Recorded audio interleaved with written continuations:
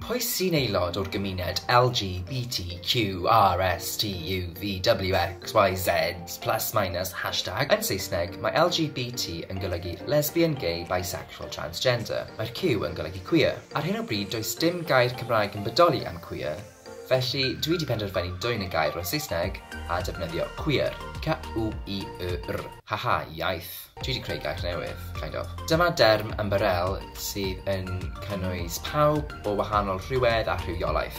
Nawr, falle bod chi'n meddwl, dwi'n gwybod hyn i gyd, dwi'n gwybod beth yw LGBT, dwi'n gwybod beth yw queer, ond yn y gorffennol dwi wedi cael person yn gofyn i fi pa fath o frech dan yw'r LGBT.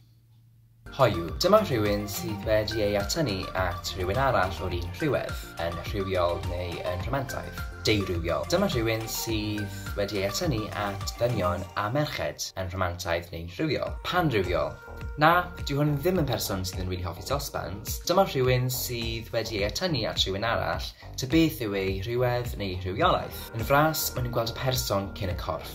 Yng ngeiriau anfarwol, y drag queen Alaska Thunderfuck, I love hearts, not parts. Anrhywiol. Na, nid enw rhywun yn enw Ann sydd yn rili horny ydi hwn. Dyma rhywun sydd ddim yn cael atyniad rhywiol a rhywun arall. O gwbl.